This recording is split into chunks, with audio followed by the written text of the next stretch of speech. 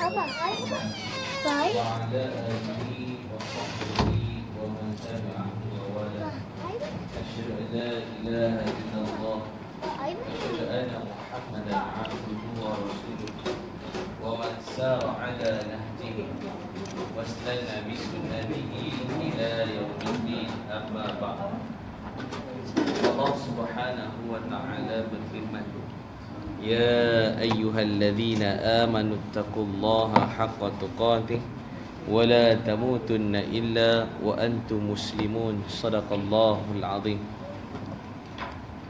Yang berusaha, pengerusi serta seluruh ahli jawatan kuasa, hadirin hadirat muslimin muslimat yang dirahmati Allah sekalian, Assalamualaikum warahmatullahi wabarakatuh. Alhamdulillah.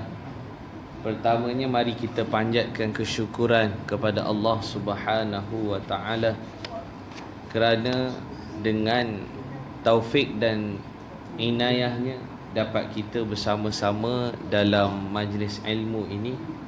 Mudah-mudahan Allah Subhanahu wa taala memberikan 1001 kebahagiaan khusus kepada mereka yang mengimarahkan rumah Allah dengan majlis ilmu. Mudah-mudahan Allah Subhanahu wa taala mengganjari kita yang duduk dalam majlis ilmu, dan kita ketahui bahawa para malaikat melebarkan sayapnya menaungi mereka yang duduk dalam majlis ilmu. Tuan-tuan hadirin hadirat sekalian, hari ini hadis kita berkaitan tentang sabar. Ya. Hadisnya panjang. Saya akan bacakan hadis ini dan kita kupas sedikit berkaitan dengan tajuk kita. Dari Abi Al-Abbas, Abdullah bin Abbas radhiyallahu anhu berkata, Kuntu khalfan nabiyya yauman. Kuntu khalfan nabiyyi yauman. Satu ketika aku berada di belakang Nabi sallallahu alaihi wasallam. Faqal, maka Rasulullah sallallahu alaihi wasallam berkata, Ya ghulam, inni u'allimuka kalimat. Wahai anak, ghulam ni anak, wahai anak muda, aku nak ajar kepada kamu beberapa patah perkataan. Rasulullah menyambung, Ihfazillah yahfazka. Kamu jagalah Allah, nanti Allah akan jaga kamu. Ihfazillah tajidhu tujahak. Peliharalah Allah, nescaya engkau dapati Allah itu akan berada di hadapan kamu. Idza sa'alta fas'alillah. Kalau kamu nak meminta apa sahaja, maka mintalah kepada Allah. Wa idza ista'anta fasta'in billah. Kalau kamu nak minta bantuan, maka mintalah bantuan terus kepada Allah. Wa'lam, ketahuilah wahai anak muda, annal ummata law ijtama'at ala an yanfa'uka bi syai'in lan yanfa'uka illa bi syai'in qad kataballahu laka. Kalaulah satu umat, satu kumpulan masyarakat ini, mereka berhimpun untuk memberikan sesuatu kepada kamu berupa manfaat, sekali-kali tidak akan memberi mereka akan manfaat itu, melainkan sedikit yang telah ditetapkan oleh Allah Subhanahu wa taala kepadanya bagi kamu. Maksudnya buat tu orang nak buat baik, manfaat itu sebenarnya bukan daripada dia orang, tetapi daripada Allah. Wa inistama'u ala an yadurruka bi syai'in lan yadurruka illa bi syai'in qad katabahu Allahu alaika. Kalaulah mereka berhimpun pula nak memberikan kepada kamu kemudaratan, satu ummah, satu masyarakat nak buat sesuatu kepada kamu mudarat pula, tetapi tidak akan boleh memberikan mudarat melainkan dengan izin Allah Subhanahu wa taala. Rufi'at aqlam wa jaffatis suhuf. Dan Allah Rasulullah sallallahu alaihi wasallam menyatakan, rufi'at aqlam, dan pena itu akan diangkat, ya. Pena itu akan diangkat. Wajaffatil suhuf, dan suhuf itu tidak akan ditulis, ya. Maka di sini hadirin yang dirahmati Allah sekalian, riwayat yang lain ada menyatakan daripada Imam Tirmizi, ihfazillaha tajidhu amamak, ta'arraf ilallahi fir rakha ya'rifka fi syiddah. Kata Nabi SAW, pelihara Allah, nescaya engkau dapati Allah di hadapan engkau. Kenalilah Allah pada masa lapang, nescaya dia kenal engkau, kenal kamu dalam masa kamu susah. Dan Rasulullah menyatakan lagi, wa'lam anna ma akhta'aka lam yakun liyusibaka wa ma asabaka lam yakun liyukhti'aka. Ketahuilah bahawa apa-apa jua yang ditakdirkan bukan kepada kamu, ia tidak akan kena kepada kamu. Maksudnya benda yang tak ditakdir untuk kita tak akan kena pada kita. Wa'lam anna nasra ma'as sabr, dan ketahuilah wahai gulam, wahai anak muda, anak kecil, sesungguhnya pertolongan Allah itu bersama orang yang sabar. Wa annal faraja ma'al karbi, dan sesungguhnya beserta kesusahan itu ada kelapangan. Wa anna ma'al usri yusra, dan beserta kesusahan itu ada kesenangan. Masya Allah. Inilah hadis Nabi sallallahu alaihi wasallam yang panjang, berupa suatu motivasi untuk kita, tuan-tuan. Bila mana kita sebut perawi hadis ini, iaitu siapa? Abdullah bin Abbas atau Ibn Abdul Muttalib Al-Hashimi, Abu Al-Abbas. Siapa dia ni? Sepupu Rasulullah sallallahu alaihi wasallam. Dia lahir 3 tahun sebelum hijrah Nabi sallallahu alaihi wasallam ke kota Mekah. Jadi berkat doa Rasulullah, atau namanya Abdullah bin Abbas, ya. Jadi dia ini, dia lahir sebelum hijrah, dan Nabi pernah berdoa untuk dia, ya. Ini cerita perawi dulu, tuan-tuan. Allahumma faqihhu fid din wa 'allimhu ta'wil. Biasa kita dengar kan, Allahumma faqihhu fid din wa 'allimhu ta'wil. Maksudnya, ya Allah, kau berilah dia ini, yakni Abdullah bin Abbas ini,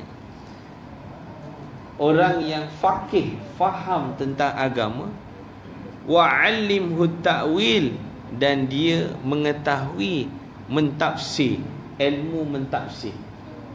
Jadi tuan-tuan dimati Allah, rupa-rupanya tuan-tuan dimati Allah, Bila mana Nabi berdoa demikian, memang terbukti mustajabnya doa Nabi sallallahu alaihi wasallam.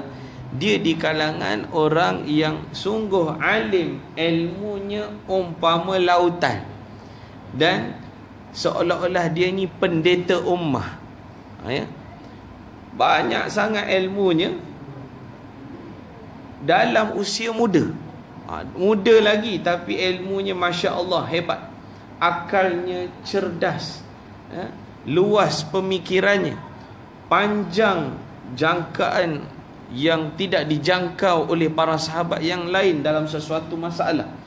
Dan akhirnya beliau ini pernah suatu ketika mentafsirkan suatu surah. Tuan-tuan pernah dengar surah surah An-Nasr, idza jaa nasrullahi wal fath, dan apabila telah datang kepada kamu pertolongan, yakni bentuk kemenangan, Fathul Makkah. Idza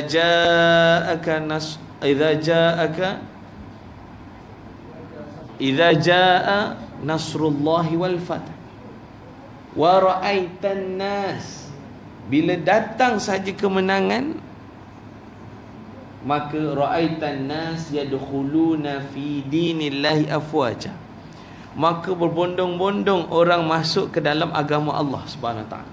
Subhanallah. Jadi tuan-tuan, Ibnu Abbas dia mentafsirkan ayat ini berbeza dengan sahabat yang lain. Sahabat lain kata semuanya lebih kurang sama kemenangan Islam yang biasa. Tetapi bilalah dia ini didoakan oleh Nabi, dia punya pentafsiran jauh. Dia menangis tuan-tuan bila mana disuruh mentafsirkan ayat ini. Dia menangis. Pelik sahabat, kenapa ya dia menangis? Maka ketika itu dia kata, telah sampailah hampirnya ajal Nabi kita Muhammad sallallahu alaihi wasallam. Beliau akan bertemu Allah. Telah lengkap agama ini, kemenangan telah dicapai. Nanti akan sampai masanya dia bertemu Allah. Sahabat menangis juga tu. Jauh di pemikirannya. Maksudnya itulah tugas para rasul. Bila mana telah sampai utusan, telah sampai berita perkhabaran yang telah dia sampaikan seluruhnya, maka sampailah masanya untuk dia akan diambil oleh Allah, jemput oleh Allah Subhanahu wa taala. Itu je Abdullah bin Abbas. Jadi oleh itu tuan-tuan dimati Allah, dan dia pun suatu yang hebat kerana doa Nabi. Jadi moralnya tuan-tuan, anak-anak kita ni kena doakan juga. Ya, kita kena banyak berdoa. Jangan bosan, jangan boring berdoa tuan-tuan. Doalah sebanyak mana, kerana Allah Subhanahu Wa Taala tidak akan rasa sedikit rugi pun. Bahkan Allah menyukai orang yang banyak berdoa, sebab doa ini adalah teras kepada ibadah, mukhul ibadah, iaitu akalnya ibadah. Ibadah itu antaranya ialah doa, dan doa ini merupakan satu senjata, silahul mukmin, senjata bagi mukmin. Oleh itu tuan-tuan dimati Allah, hadis ini saya panjang tuan-tuan. Kita nak petik satu je pasal sabar. Sabar ni tuan-tuan, dalam erti kata, yakni tahan menempuh suatu yang sukar. Sabar yang sangat terpuji di sisi Allah adalah sabar mengerjakan ketaatan kepada Allah Subhanahu wa taala, dan yang kedua, sabar meninggalkan segala larangan Allah Subhanahu wa taala. Maka dengan sebab itu, dua sabar ini sangat menunjukkan kepatuhan kita kepada Allah, dan dia ada kaitan dengan takwa tuan-tuan. Ya, kita nak laksana perintah Allah dan meninggal larangan Allah, sudah tentu ada kepayahan. Ya, payah. Tetapi dalam kepayahan itulah rupa-rupanya besar ganjaran Allah Subhanahu wa taala yang Allah kurniakan kepada mereka yang sabar. Dan ada satu lagi jenis sabar, yakni sabar terhadap bukan ketaatan dan bukan larangan, tetapi benda di luar dugaan, yakni musibah. Jadi sabar terhadap musibah suatu ujian yang lagi besar, tuan-tuan, sebab ia merupakan suatu yang tidak dipinta bahkan, dan tidak dimohon dan minta dijauh bahkannya dalam doa kita banyak, tetapi datang juga. Umpamanya apa yang berlaku kepada anak-anak kita yang terkorban seramai 20 lebih tu, 22 ke 24 22, ada cikgunya sekali, ustaznya sekali. Jadi tuan-tuan dimati Allah, itu pun suatu musibah yang tidak diminta. Tak ada mak ayah nak dapat atau nakkan benda itu berlaku. Jadi umpamanya kemalangan, wal'iyadhu billah, dan seumpama dengannya, maka itu adalah pokoknya bagaimana kita menerima ujian itu, maka sudah tentulah jawapannya sabar. Jadi tuan-tuan yang mati Allah, jadi menurut ahli sunnah wal jamaah, sabar ini satu tingkat daripada tangga-tangga ibadah. Bahkan dia menaikkan darjat kita, dan dia merupakan suatu amalan yang paling agung di sisi Allah Subhanahu Wa Taala. Dan Allah Subhanahu Wa Taala, kalau tuan-tuan rujuk Quran, ada 90 tempat yang menyatakan tentang kalimah sabar. Ada 90 tempat. Banyak tuan-tuan? Banyak.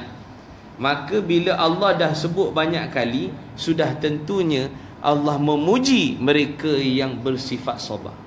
Dan dia adalah suatu perkara yang yang dimiliki oleh orang yang mahmudah, sifat-sifat yang baik. Lawan mahmudah, madmumah, iaitu benda yang tak baik. Jadi orang yang sabar ini baik. Jadi sepakat, maka tidak ada khilaf, iaitu Allah memuji mereka yang sabar. Bahkan Allah sebut dalam Quran, innama yuwaffas sabirun ajrahum bighairi hisab. Allah Subhanahu Wa Taala akan memberikan pahala yang banyak kepada orang yang sabar bighairi hisab, tanpa ada batasan. Bagi berapa banyak Allah nak bagi. Ulama mentafsirkan di sini as-sabirun, orang yang sabar di sini adalah sangat rapat dengan orang yang puasa. Innama yuwaffas sabirun, sabirun situ orang yang puasa. Kerana ibadah puasa memang sangat rapat dengan sabar. Kerana dia memang, siapa yang puasa pasti diuji. Confirm pertama, lapar dan dahaga. Jadi sebab itu tuan-tuan dan mati Allah, tiga benda: sabar ketaatan, sabar terhadap kemaksiatan, dosa, dan yang ketiga, sabar dalam menerima musibah. Maka darjat inilah tuan-tuan dan mati Allah, suatu yang agung sekiranya kita boleh menerima dengan hati yang lapang. Tuan-tuan, alah ustaz cakap bolehlah, belum kena. Kalau dah kena pun ustaz pun tak sabar agaknya. Jadi tuan-tuan, bukan itu ukurannya, bukan melihat kepada orang lain. Sebenarnya Allah menurunkan segala ujian ini, dia bersesuaian dengan ketentuan dan kemampuan kita sebagai hamba. Tidak mungkin Allah memberi di luar batasan kemampuan kita, kerana Allah dah tahu kadar tahap kita itu macam mana. Cuma mereka, para Nabi alaihimussalatu wassalam, mereka diuji begitu getir, begitu dahsyat dan tinggi, kerana kedudukan mereka pun agak tinggi. Sebab itu tuan-tuan yang mati Allah, kita berdoa kepada Allah agar menjadi orang yang sabar terhadap ujian-ujian. Bahkan Allah Subhanahu Wa Taala menyatakan dalam surah Al-Ankabut, ahasiban nasu ayyutraku an yaqulu amanna wa hum la yuftanun. Adakah kamu menyangka kami akan masukkan ke dalam syurga macam itu saja tanpa diuji? Maksudnya Allah membuat suatu pertanyaan. Jadinya tuan-tuan, nak masuk syurga mana boleh free-free macam tu je. Tak boleh. Mana ada benda free kat dunia ni? Tak percaya tanya adik kat belakang tu. Nak beli gula-gula pun kena ada duit. Adik masuk tandas awam pun tak ada duit, tak boleh masuk dik sekarang. Ya. Paling kurang 30 sen. Ya, paling kurang. Ya. Itu yang sekarang ni tuan-tuan tengok tuan-tuan, ramai orang transit di surau kerana percuma. Tandas awam kena bayar, masjid percuma. Itu yang jenuh siap membersihkan tandas. Sebab apa? Bila dah percuma, meninggalkan pepejal ataupun cecair pun tak disimbahnya. Jadi tuan-tuan dan mati Allah, itulah sikap orang kita. Apa pun tuan-tuan dan mati Allah, pokok pangkalnya semuanya kena bayar. Nak mati pun kalau tak ada duit, jangan matilah, senang ceritanya mungkin. Tak percaya, tanyalah Bilal jenazah, berapa kosnya, asas basic untuk mengkebumikan seseorang. Wah, kalau tak ada, paling kurang mau-mau 1,000 jugalah tuan-tuan. Vannya lagi, kain kapannya lagi, upah galinya lagi, ya, semuanya perlu kepada kos. Maksudnya apa tuan-tuan? Inilah Allah uji kita dengan wang kos. Jadi tuan-tuan yang mati Allah, setiap hamba yang soleh Allah uji. Apa yang soleh, makin beriman, makin Allah uji. Dan ini sebagai suatu di mana Allah nak melihat agar dia menggunakan akalnya itu, supaya dia bijak mengurus diri dia ini, batang tubuh dia ini, dia berfikir, panca inderanya berfungsi bertepatan dengan apa yang dia ada di sisi ilmunya di dalam dadanya. Itu sebab itu tuan-tuan, cuba tengok tuan-tuan, orang depan, orang belakang horn kita, maka kita, oi, apa horn ni? Kita marah dia, kata, aku pun ada horn lah, tak percaya, dia ambil kau horn juga, tuan-tuan. Padahal kalau kita berfikir sejenak, apa sal dia horn ya, maka kita pun tengok, oh, pintu tak rapat, maka kita pun pergi betulkan pintu. Jadi kadang-kadang tuan-tuan, bila mana kita tidak melihat sekeliling, tidak menggunakan akal terlebih dahulu untuk berfikir, sabar sejenak daripada kita melontarkan amarah, sifat marah kita itu, maka tuan-tuan mata kita tak nampak hakikatnya. Sebab itu tuan-tuan mata, orang yang cerdik, maka dia sempat berfikir sejenak dan sabar terhadap apa yang datang di hadapannya. Pernah satu ketika tuan-tuan, sahabat Nabi, namanya Walid bin Uqbah. Siapa dia tuan-tuan? Walid bin Uqbah. Dia ini diutus oleh Nabi pergi Bani Mustalik untuk mengutip zakat. Jadi bila mana dia pergi daripada Madinah ke Bani Mustalik, sampai di Bani Mustalik, dia terkejut, rombongan punyalah besar sambut dia tuan-tuan. Sambut dia, dia ingatkan nak perang dia. Padahal orang tu nak sambut dia macam kita lah, MB ke YB ke yang berhormat ke datang, kita ahli jemaah amazing, hai sambut. Orang kata dahsyat lah tuan-tuan. Dia ingatkan tuan-tuan nak buat demonstrasi lawan dia, jadi dia pun patah balik. Macam itulah yang berlaku kepada sahabat Nabi namanya Walid bin Uqbah. Jadi tuan-tuan, dia balik jumpa Nabi, wahai Nabi, aku telah diperangi oleh kaum Bani Mustalik, jadi itu yang aku patah balik. Rasulullah perang ajalah dia ini. Maka Rasulullah SAW nyaris-nyaris nak memerangi Bani Mustalik, tetapi Allah turunkan peringatan kepada Nabi, ya ayyuhalladzina amanu in ja'akum fasikun binaba'in fatabayanu. Kalau kamu didatangi oleh fasik, Allah tegur oleh Uqbah ni, Allah kata mu ni fasik. Kenapa? Apa kata Allah? Kalau datang kepada kamu seorang fasik yang membawa berita perkhabaran, maka hendaklah kamu periksa, cek betul ke berita itu. Subhanallah. Maka ayat ini Nabi SAW tak jadi perang, tak jadi nak melawan Bani Mustalik. Rupa-rupanya datangnya utusan daripada Bani Mustalik, datang jumpa Nabi, wahai Nabi, wahai Rasulullah, sebenarnya kami perasan telah datang utusan kamu kepada kami. Yang kami sambut, tiba-tiba dia cabut balik. Begitu sekali tuan-tuan. Oleh itu tuan-tuan, dia pun kata, kami nak mohon maaf, kami takut kalau berlaku benda yang tak sepatutnya. Maka Rasulullah jelas dan faham. Rupa-rupanya salah faham, hanya syak wasangka. Sebab itu tuan-tuan yang mati Allah, kalaulah Rasulullah tidak bersifat sabar, sudah tentu telah diperangi Bani Mustalik. Sudah tentu Rasulullah kalau tak sabar, Rasulullah menerima bulat-bulat perkhabaran daripada Walid bin Uqbah. Moralnya, dalam menerima maklumat pun kita kena sabar dulu. Jangan terima bulat-bulat.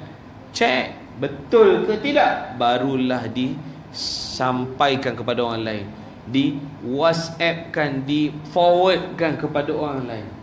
Jangan duk main hantar je. Bentang-bentang kita ada berpuluh-puluh grup, asal dapat pantang tak habis baca lagi pun sampaikan terus tuan-tuan. Tak boleh tuan-tuan. Kerana bila kita sampaikan itu, sebenarnya ia telah mengundang pelbagai masalah. Wa imma tuan-tuan, minta maaf saya sebut, kita tanya kat orang, kita kata, betul ke maklumat ini? Maka kita pun hantar. Jadi tak ada orang jawab. Tuan-tuan perasan tak? Tuan-tuan cuba select info tu, tuan-tuan tengok dekat I kat atas dalam WhatsApp, tuan-tuan tengok siapa yang baca. Dia boleh keluar siapa yang baca. Jadi tuan-tuan tengok, kalau dalam grup tu ada 50 orang dah baca. Kadang-kadang dia sebut yang tak baca dan yang baca. Maksudnya tuan-tuan bertanya dalam grup, tetapi orang lain dia bukan tanya, dia baca. Bila dia baca, dia simpan, maka dia anggap benda tu betul.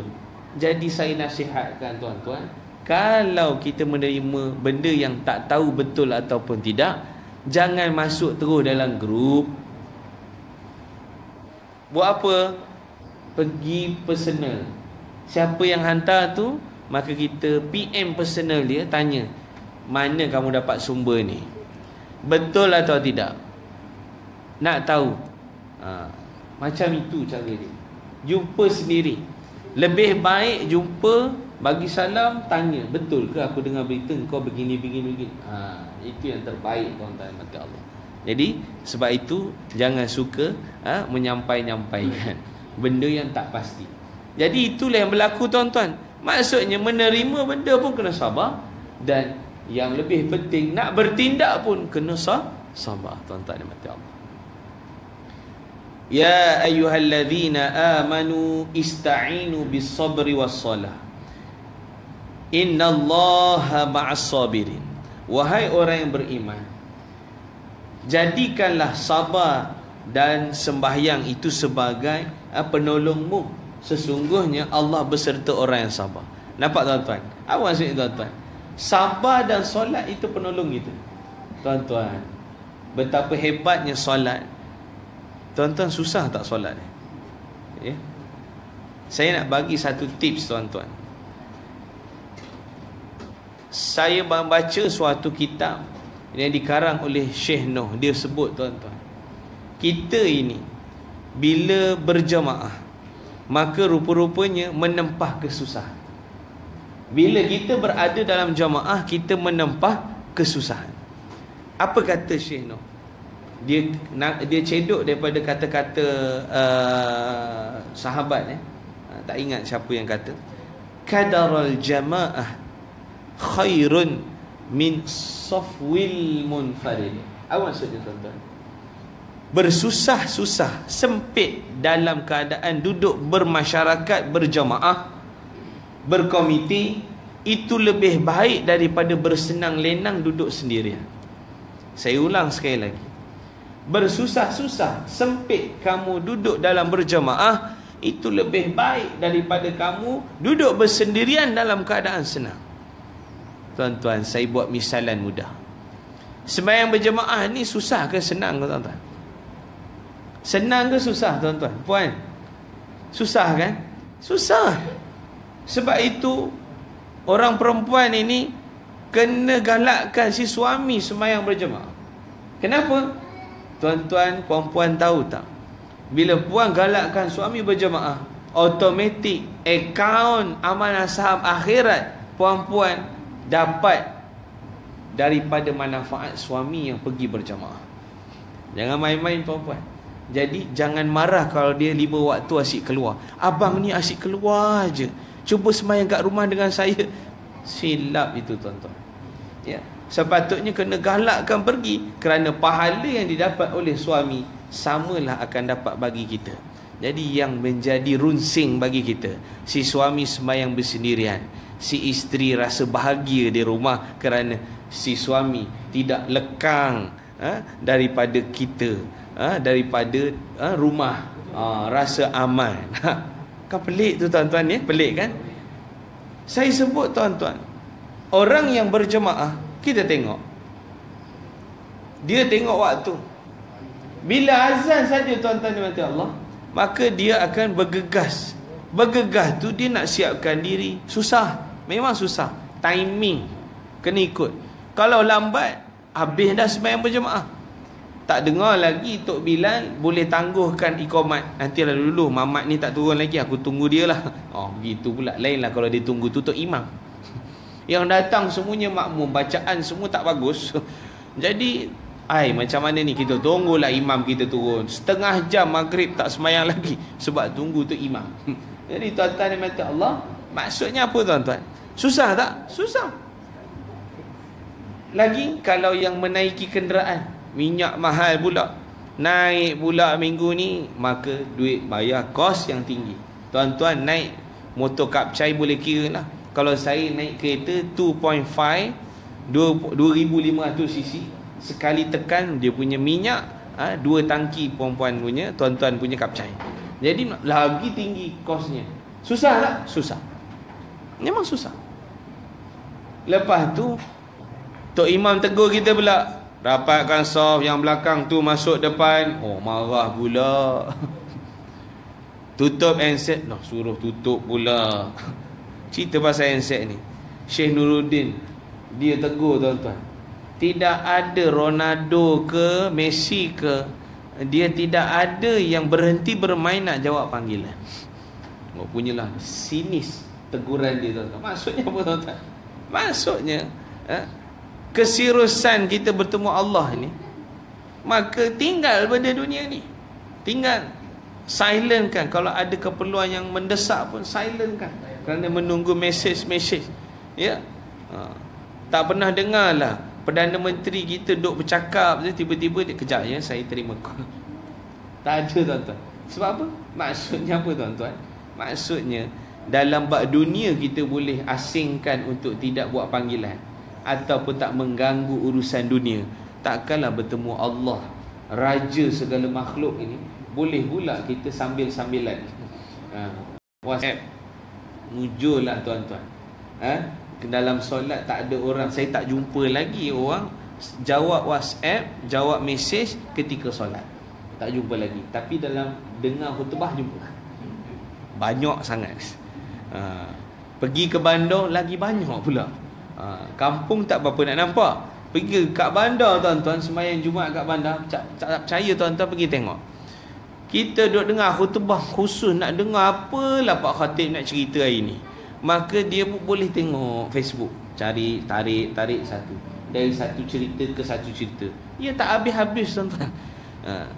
3 kali khutbah diulang pun tak habis baca. Maksudnya tuan-tuan, tu belum tengok membaca Quran lagi. Agaknya baca WhatsApp lagi banyak daripada baca Quran. Jadi oleh itu tuan-tuan, sebab itu kita kena minta tolong pada Allah Subhanahu Wa Taala dengan sabar dan juga dengan solat.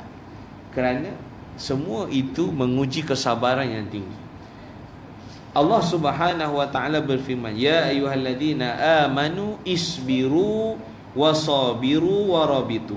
Wahai yang beriman, bersabar kamu kena sabar dan kuatkanlah kesabaran kamu. Dia kata isbiru, sabarlah kamu sabar. Wasabiru, itu sirah mubalaghah, kamu menyabarkan orang juga tuan-tuan. Ya. Sebab itu kalau orang ditimpa musibah, peranan kita buat apa tuan-tuan? Kita suruh dia sabar dengan nada yang sesuai. Jangan tinggi sangat. Nanti dia kata, kau bolehlah cakap, kau tak kena. Itu. Kalau dah keluar tu tak sabar tu. Kalau keluar nada suara gitu tak sabar tu. Sebab itu bila Nabi SAW menyatakan kesabaran yang tinggi ialah ketika mana diterima musibah ketika itu. Bayang kita dengar panggilan, ada orang terapat kepada kita, rapat pada kita, meninggal dunia. Maka ketika itu apa tuan-tuan?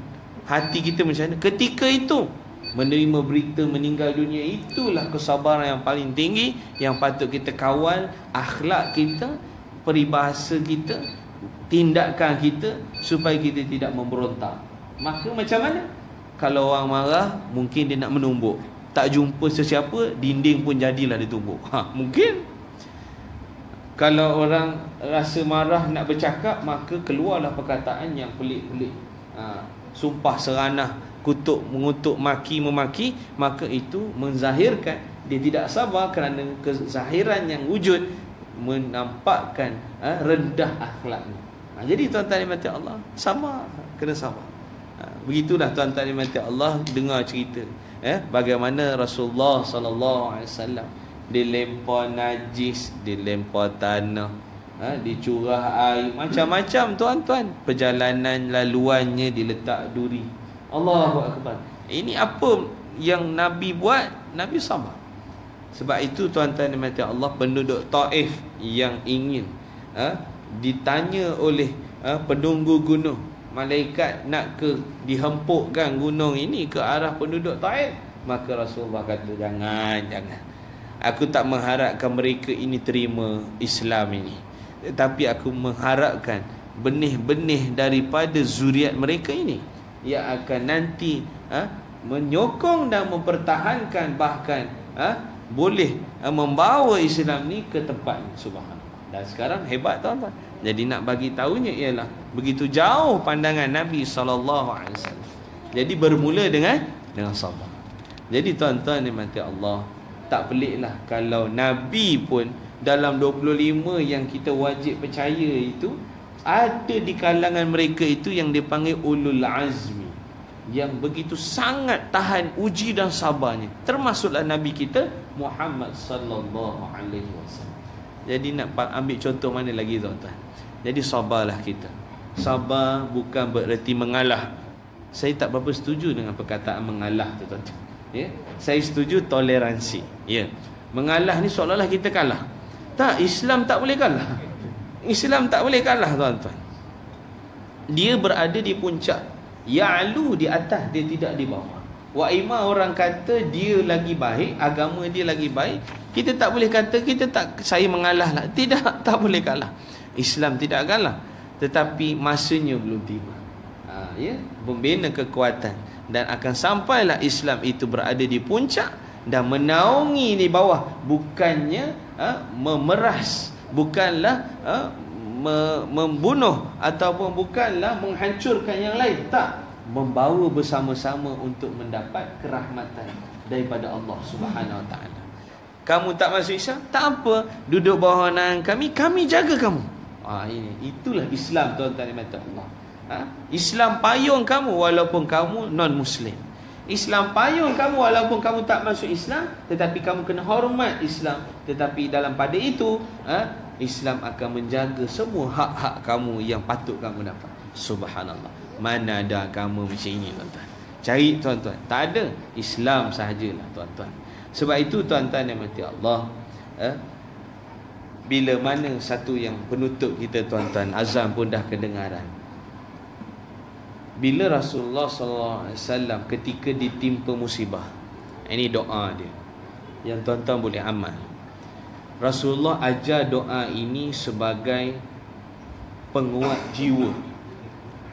Sabar ini dia tak boleh datang tiba-tiba aku sabar, tiba-tiba datang gedebuk sabar, kita tak boleh. Dia perlu latihan. Practice make perfect. Latihan. Dia mula dengan sikit-sikit sabar, lama-lama dia alah bisa tegal biasa, boleh terima kesabaran itu. Tetapi rupa-rupanya bila satu musibah yang berat, maka Rasulullah berdoa. Nabi ajar, diriwayatkan daripada Ibnu Abbas. Apa doanya tuan-tuan? La ilaha illallah Al-Halimul Karim. La ilaha illallah Al-Aliyyul Azim. La ilaha illallah Rabbus samawati sab'i wa Rabbul Arshil Karim. Nampak tuan-tuan? 3 la ilaha illallah. Siapa sabar Nabi ajar, boleh ikut saya tuan-tuan. La ilaha illallah Al-Halimul Karim. La ilaha illallah Al-Aliyyul Azim. La ilaha illallah Rabbus samawati sab'i wa Rabbul Arshil Karim. Itu dia tuan-tuan. Maksudnya tuan-tuan, Nabi ajar doa ini tuan-tuan. Maka diriwayatkan oleh Ibnu Abbas, maka doa ini sebagai suatu pengukuhan. Kalau kita, ala ustaz tak ingatlah ustaz yang al-alimul, sebut la ilaha illallah pun padan lah tu. Paling kurang tak dapat semua, dapat la ilaha illallah. Ya, sebut sekuatnya, tak ada masalah tuan-tuan yang mati Allah. Sebab itu dipanggil kalimah thayyibah ataupun kalimah at-taqwa. At-taqwa itu bukan sekadar takut, tetapi kalimah taqwa adalah la ilaha illallah. Pembina, penguat kesabaran jiwa, mencontohi Nabi kita Muhammad sallallahu alaihi wasallam. Dalam hadis lain, sabar ini dia, yakni cahaya. Jadi orang sabar dia bercahaya tuan-tuan. Orang sabar bercahaya, tak percaya tuan-tuan. Tuan-tuan, orang marah kat tuan-tuan, tuan-tuan senyum je. Senyum je. Senyum je tuan-tuan, sabar je. Jangan lawan. Lawan nanti dia jadi lain. Ya. Jadi orang marah macam mana kita? Terima kasih. La ilaha illallah. Sebab apa? Sebab orang yang sedang marah ini tuan-tuan, mereka telah dikuasai dengan syaitan, dan mereka ini akan mudah melakukan perkara yang di luar batasan. Jadi tuan-tuan jangan simbah petrol pula. Jadi teruk dah tuan-tuan. Ini kepala bapa engkau, ni kepala bapa memang. Kepala bapa engkau mana? Gaduh tu kat situ tuan-tuan. Jangan tuan-tuan. Jadi elok, baik kita tak cakap apa-apa, duduk diam. Lagi baik walaupun kita di pihak yang benar. Ini tuan-tuan adabnya.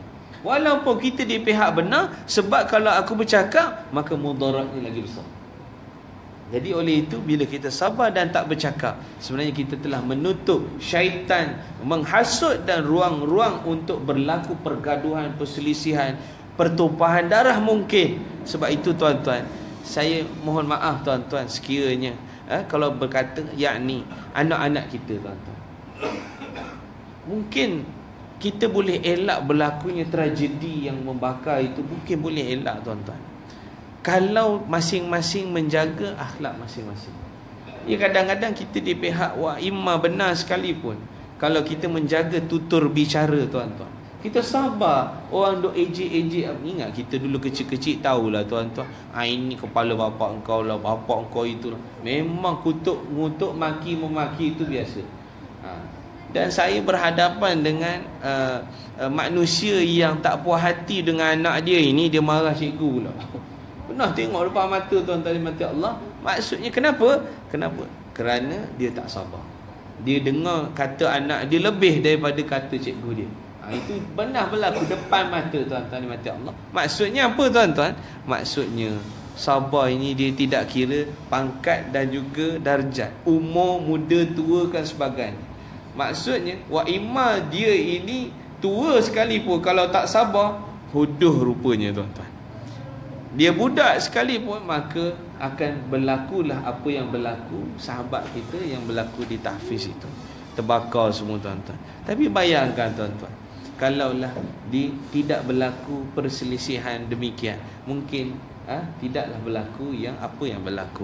Tapi Allah telah menjadikan ia sebagai muhasabah kita, yakni budak-budak zaman sekarang tuan-tuan, al-maklum, canggih sangat dia punya pengeras dia tu. Dia punya pengeras sampai pening kepala tuan-tuan. Syabulah, aislah, yang tua-tua ni pun boleh tahan juga. Ketumlah boleh tahan. Itu belum mencerut lagi, dan macam-macam lagi tuan-tuan.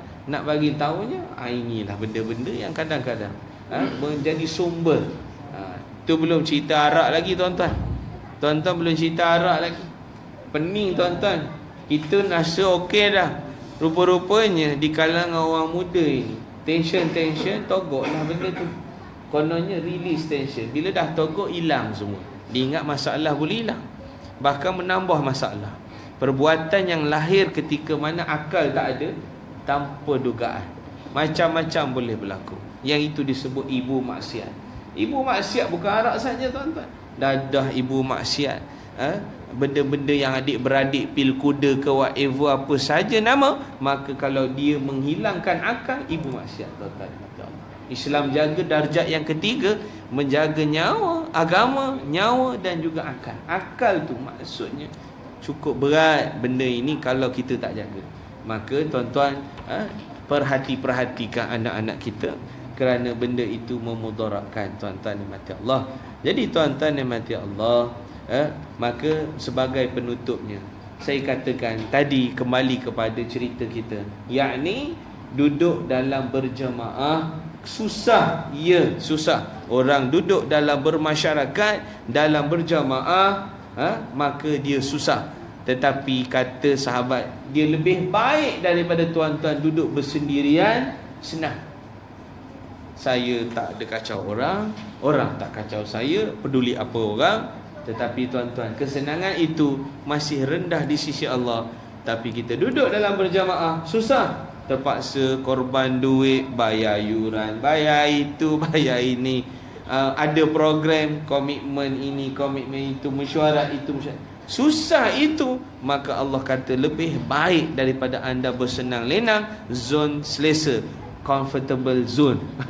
Yang rasa selesa, aku dah bincang dah, lantak korang lah, aku pergi beli jalan-jalan, aku boleh relax dan sebagainya. Rasa itu yang terbaik untuk diri kita, seolah-olahnya itu baik. Rupa-rupanya masih ada ruang zon yang lebih baik daripada itu. Maka resminya Nabi SAW bersusah-susah. Mereka yang susah sebenarnya menempuh cabaran, pahalanya besar di sisi Allah Subhanahu wa taala. Mudah-mudahan Allah memberikan kita banyak perkara ilmu hari ini untuk kita melayari bahtera kehidupan kita bersama keluarga, insya-Allah tuan-tuan. Cukuplah sekadar ini tuan-tuan. Yakinilah orang yang sabar, Allah bersama mereka, bersama dengan para rasul, dan rezeki yang dilimpahi yang tidak dihitung dan dikira, dan min haitsu la yahtasib, yang tidak dijangka-jangka, insya-Allah. Aku qouli hadza wa astaghfirullah li wa lakum. Wassalamu alaikum warahmatullahi wabarakatuh. Subhanakallahumma bihamdika